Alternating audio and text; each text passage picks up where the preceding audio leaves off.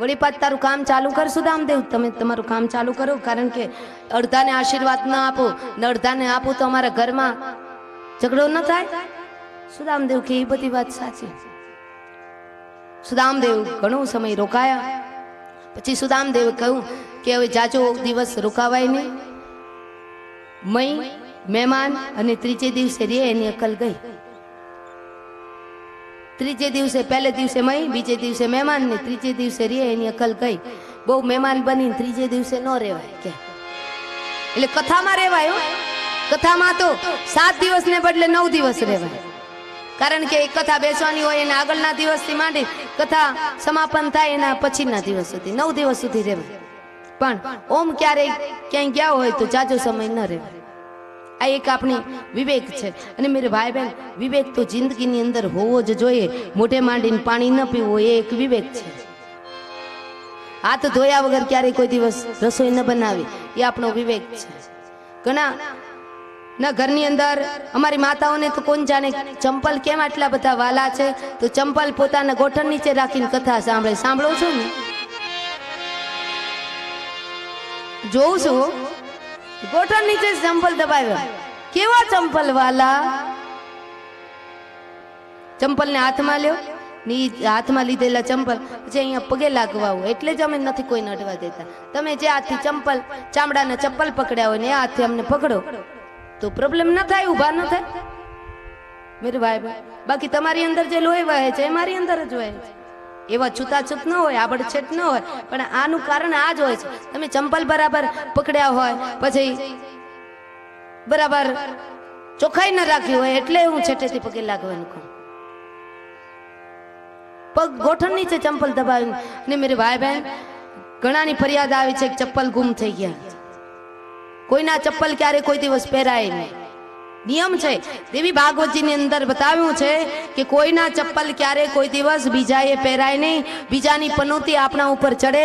અને બીજું કે ઘણા ઘરની અંદર એવું હોય કે એક જોડી ચંપલ હોય ને એક જોડી ચપ્પલમાં બબલી પહેરે, બબલીન બાઈ પહેરે, બબલીન બાપાએ પહેરે ને બબલીન ભાઈએ પહેરે।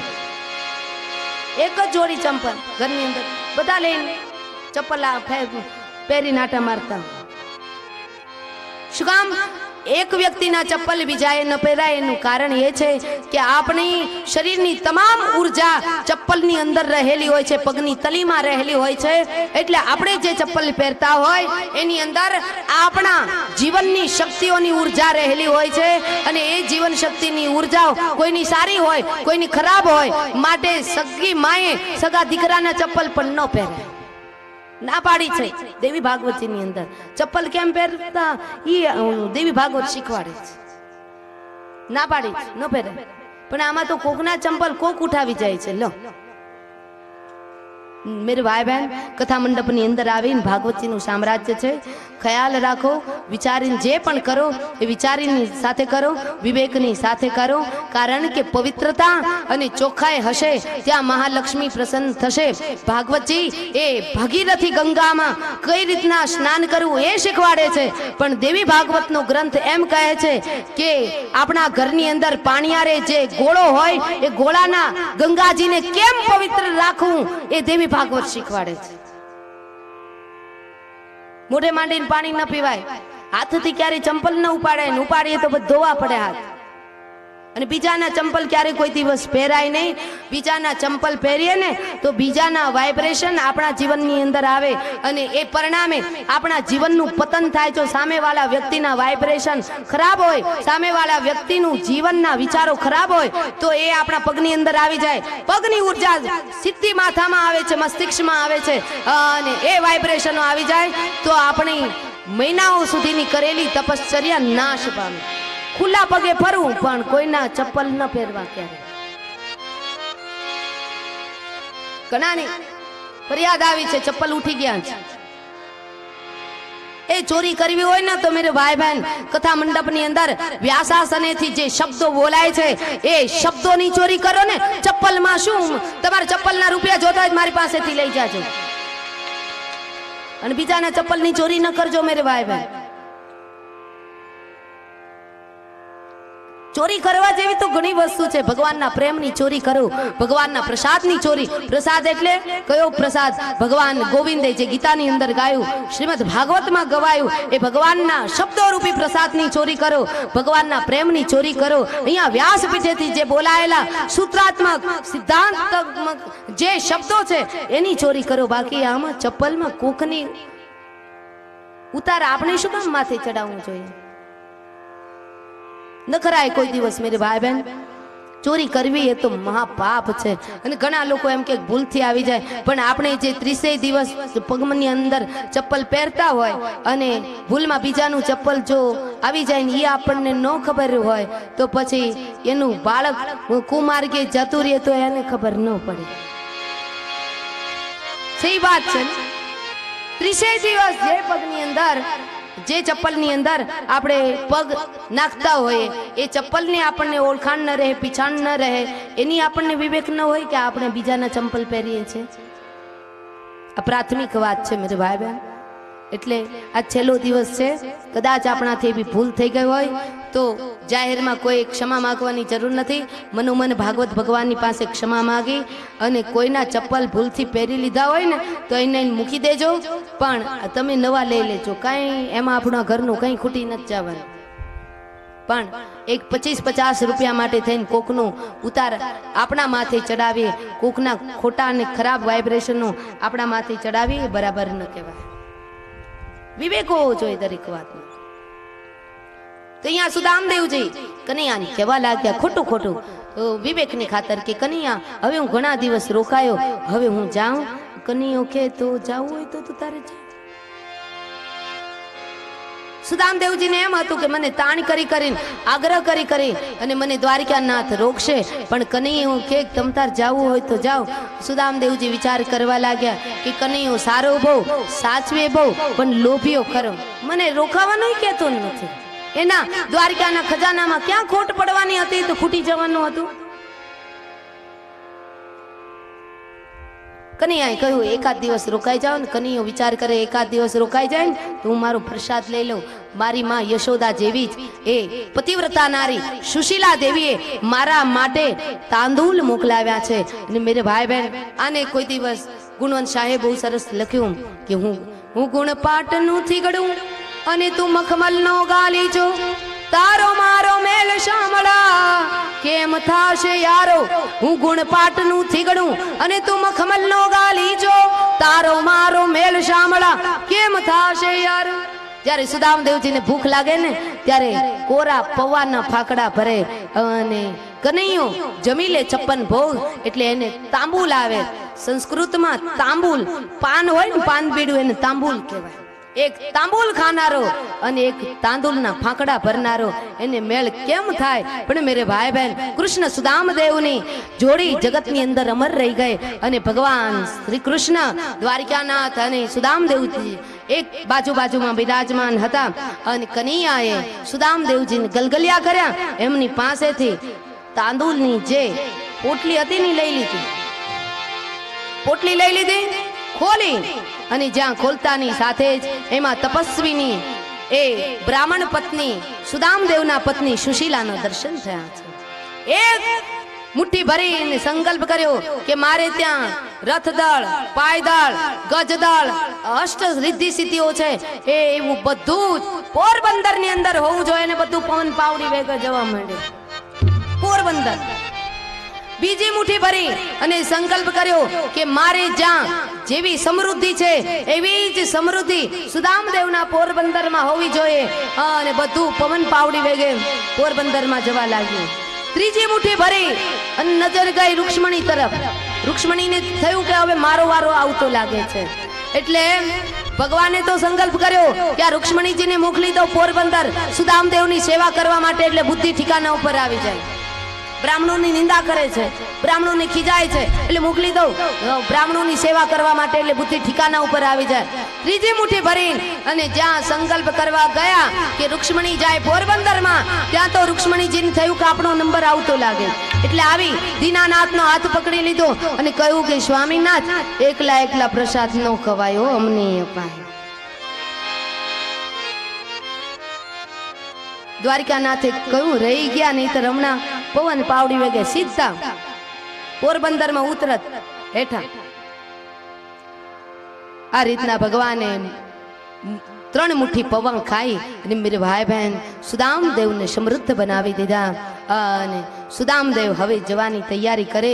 કનૈયો રોકતો નથી, પણ કનૈયાએ કહ્યું હા સુદામદેવ, તમારી જૂની પુરાણી પૂતળી જે હતી ને એ ધોવાઈને સરસ મજાની ધોવાઈને આવી ગઈ છે, એ પહેરી લેજો. આ રાજઘરાનાની પૂતળી ઉતારી નાખજો. તુલસીની માળા છે એ પહેરી લેજો. સોનાની માળા ઉતારી નાખજો. સુદામદેવ કે લે, આના દ્વારિકામાં ક્યાં સોનાની કમી હતી? તે મારી એક સોનાની માળા પાછી લે, તે પહેરાવી હું કામ? કનૈયો સારો બહુ સાચવે બહુ, લોભ્યો ખરો, એક માળામાં જીવ ન ચાલ્યો. દેખ કનૈયા, મરી જઈશ પણ માગું નહીં અપને તન કે કાજ.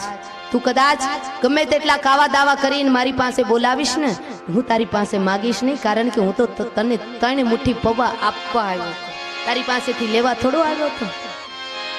સુદામદેવે સ્વાભિમાનથી જીવનાર એ બ્રાહ્મણ છે, અગ્નિહોત્રી બ્રાહ્મણ. સુદામદેવે પોતાની જૂની પોતળી પહેરી લીધી અને મેરે ભાઈ બહેન પોતાની માળા સોનાની જે હતી એ ઉતારી કનૈયાને આપી દીધી. અને સુદામદેવ હવે જવાની તૈયારી કરે છે. મેરે ભાઈ બહેન દ્વારિકાનાથના નેત્રો ભીના થયા. સુદામદેવને વિદાય આપવા માટે છેક દ્વારિકાના પાદર સુધી પધાર્યા.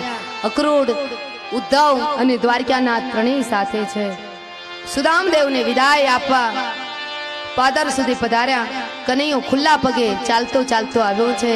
ત્યારે સુદામદેવે કહ્યું કે બસ કનૈયા, હવે પાછો વળી જા, હવે પાછો વળી જા. છતાંય કનૈયો પાછો ન વળે ને. સુદામદેવે કહ્યું કે કનૈયા, હવે જો તું પાછો ન વળ તો તને સુદામદેવના સોગંદ છે. કનૈયો ત્યાં ત્યાં કાગ કે ઘણા દી ત્યાં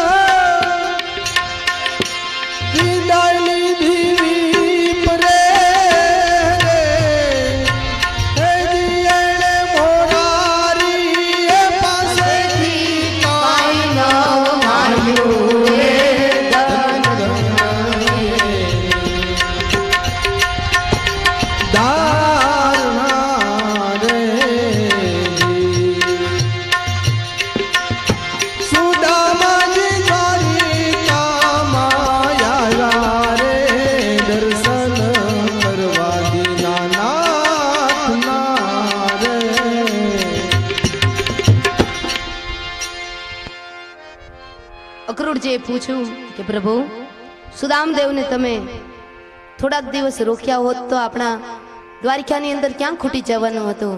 ભગવાને જવાબ આપ્યો કે અક્રૂર, ઉદ્ધવ, સુદામદેવને રોકું તો મારા દ્વારિકામાં ખાવા વાળાથી કંઈ ખૂટવાનું નહોતું, પણ હું અહીંયા રોકું ને તો એના ધર્મપત્ની સુશીલાએ ત્યાં પ્રતિજ્ઞા કરી છે કે હું મોંમાં અન્ન નહીં નાખું. તો એક પતિવ્રતા નારીને ભૂખા રાખવાનું મારા માથા ઉપર પાપ લાગે, એટલે સુદામદેવને મેં જાજા નથી રોક્યા. તો અક્રૂરજીએ બીજો પ્રશ્ન પૂછ્યો કે પ્રભુ, આપણે તો સરસ મજાના ઘોડા છે, રથ છે, ગરુડ છે, તો સુદામદેવને ચાલતા ચાલતા આવા તડકામાં શા માટે મોકલ્યા?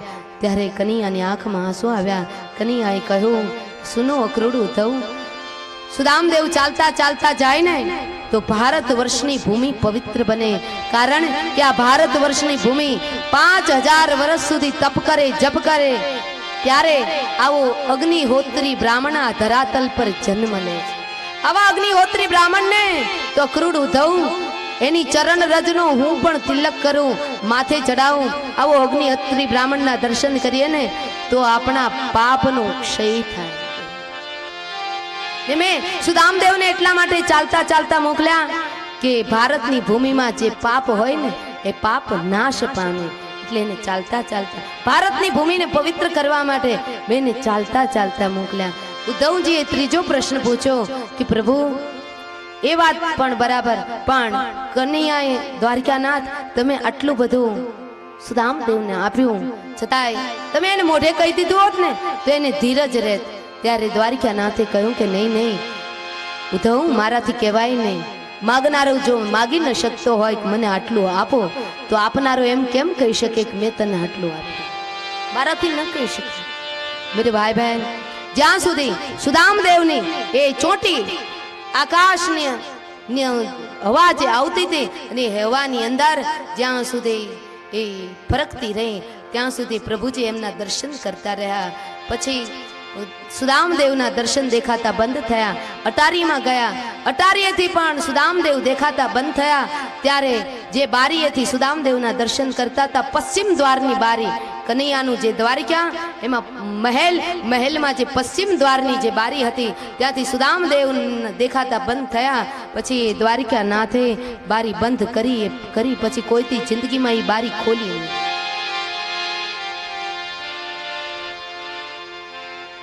સુદામદેવજી પોરબંદર પધાર્યા છે. ત્યાં તો સુશીલા દેવી સુંદર મજાની આરતી લઈ અને આવ્યા. સુદામદેવની આરતી ઉતારી અને મેરે ભાઈ બહેન જ્યાં પગે લાગવા જાય તો સુદામદેવ 2 ડગલા પાછળ હટી ગયા. અને સુશીલાએ કહ્યું, કેમ દીના મારા સ્વામીનાથ, તમે મને ન ઓળખી? તો કે ક્યાંક જોયા હોય એવું લાગે છે. સુશીલામાં તે જેટલું આવી ગયું, ઘરેણા ધારણ કર્યા હતા, એવું લાગતું તું બીજા લક્ષ્મીજી છે. રૂપિયાનું તેજ માણસને આવી જાય. એટલે ભગવાને એટલી સંપત્તિ આપી હતી, સુવર્ણથી આખા ઢંકાયેલા હતા એટલા આભૂષણો, અને એ સોનાના તારવાળી સાડીઓ પહેરી હતી. એટલે ઓળખાયા નહીં. એટલે કહ્યું કે તમને ક્યાંક જોયા હોય એવું લાગે છે. અરે હું તમારી ધર્મપત્ની સુશીલા. તો કે આપણી ઝૂંપડી ક્યાં ગઈ? તો કે ઝૂંપડીની જગ્યાએ હું તમને નહોતી કહેતી કે એક વખત જગન્નાથની પાસે જાઓ, એ જગન્નાથ ઝૂંપડીની જગ્યાએ મહાલય બાંધી દેશે, તમારે માગવાની જરૂર નહીં રહે. પધારો તો ખરા આપણા મહેલની અંદર. સુદામદેવ મહેલની અંદર આવ્યા. આંખમાં મેરે ભાઈ બહેન આજ આનંદના આંસુ આવ્યા કે મારા દ્વારિકા નાથે બસ મારી જિંદગીની અંદર એક ચિંતા હતી કે મારા બાળકોનું, મારી પત્નીનું શું થશે. મારા દીનાનાથે એ ચિંતાને મિટાવી દીધી.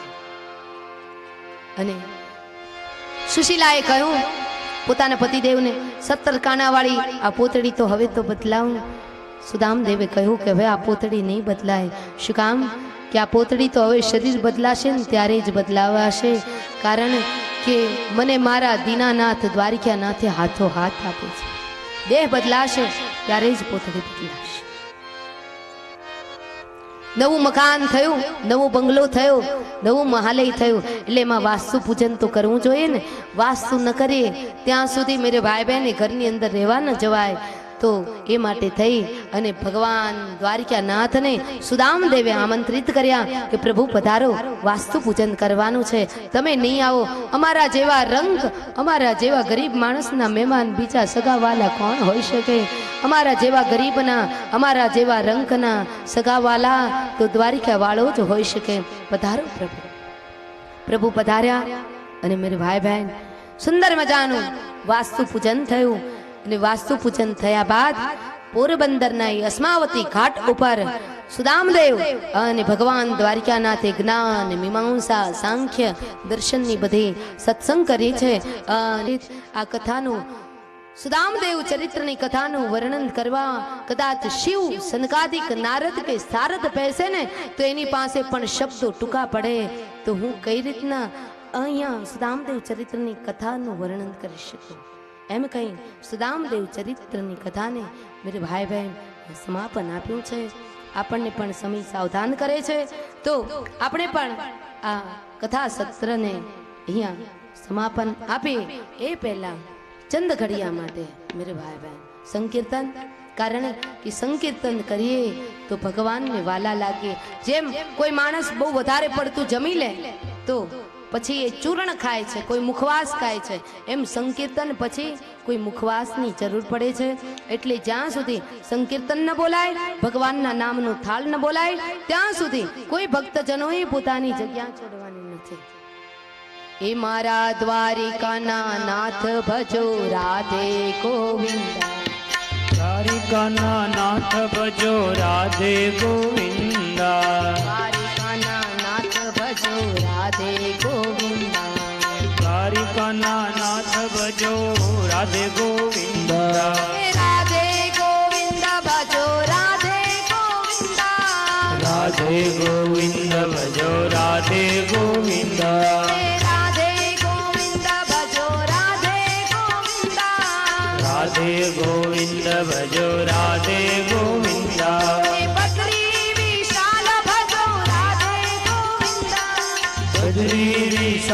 ભજો રાધે ગોવિંદા પુરી જગન્નાથ ભજો રાધે ગોવિંદા પુરી જગન્નાથ ભજો રાધે ગોવિંદા રાધે ગોવિંદ ભજો રાધે ગોવિંદા રાધે ગોવિંદ ભજો રાધે ગોવિંદા હીરાબાઈના શ્યામ ભજો રાધે ગોવિંદા મીરાબાઈના શ્યામ ભજો રાધે ગોવિંદા એ શબરીબાઈના રામ ભજો રાધે ગોવિંદા સબરીબાઈના રામ ભજો રાધે ગોવિંદા હરિ બોલ.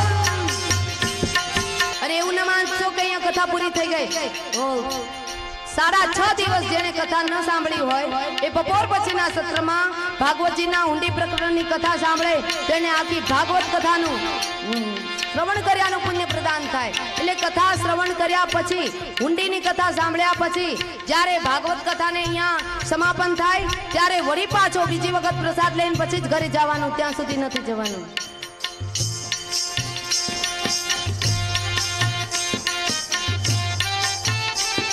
હે રાધે ગોવિંદ ભજો રાધે ગોવિંદ રાધે ગોવિંદ ભજો રાધે ગોવિંદા રાધે ગોવિંદ ભજો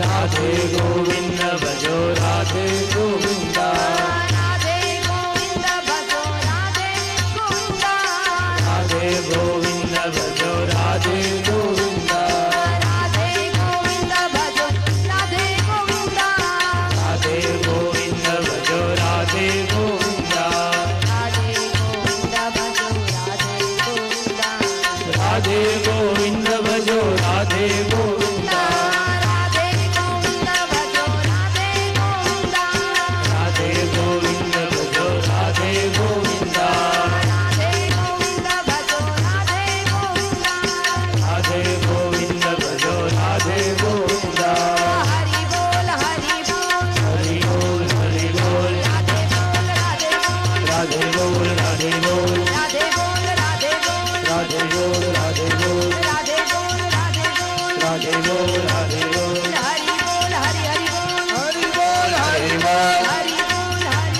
હરિ બોલ બોલ હરિ બોલ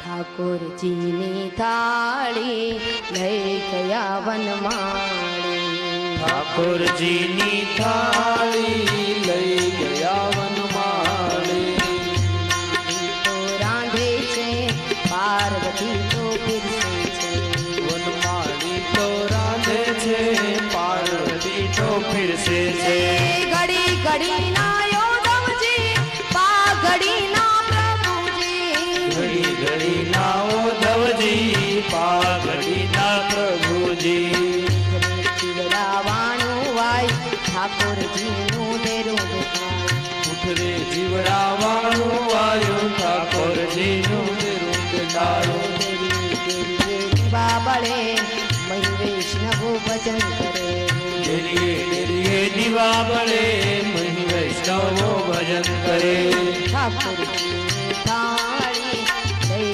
ગયા વન ઠાકોરજીની થાળી લઈ ગયા વનમાળી બોલે બાલકૃષ્ણ લાલ કી જય શ્યામ સુંદર શ્રી અમને મહારાણી કી વ્રજ બિહારી લાલ કી રામચંદ્ર ભગવાન કી हनुमान जी महाराज की अपने अपने गुरु महाराज की राधाल मात की महाकाली मात की पितृ भगवान की जय जय श्री राधे જય જય શ્રી રાધે जय जय श्री राधे જય જય શ્રી રાધે जय जय श्री राधे જય જય શ્રી રાધે नमः પાર્વતી પદે हर हर મહાદેવ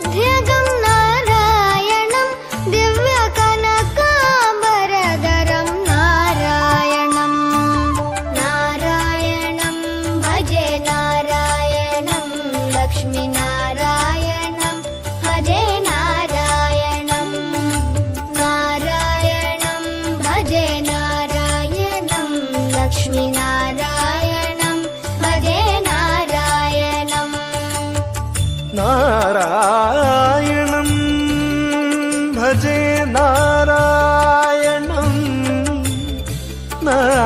नारायणं भजे नारायणं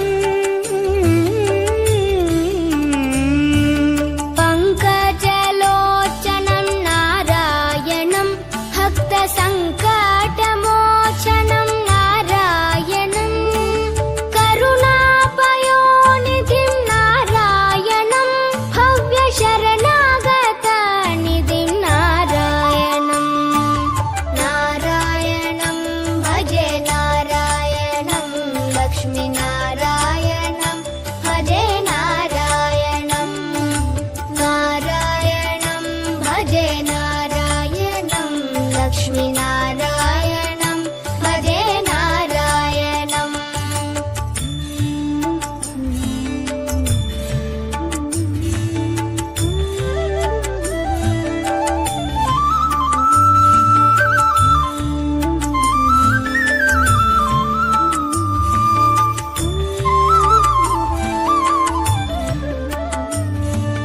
रक्षेत जगत्त्रयं नारायणं चक्रशिक्षितासुरचयं नारायणम् अज्ञाननाशकं नारायणं शुद्धविज्ञानभासकं नारायणं नारायणं भजे नारायणं लक्ष्मीनारायणं भजे नारायणं नारायणं भजे नारायणं लक्ष्मीनारायणं भजे नारायणम् बनी बनी बनी बनी बम बनी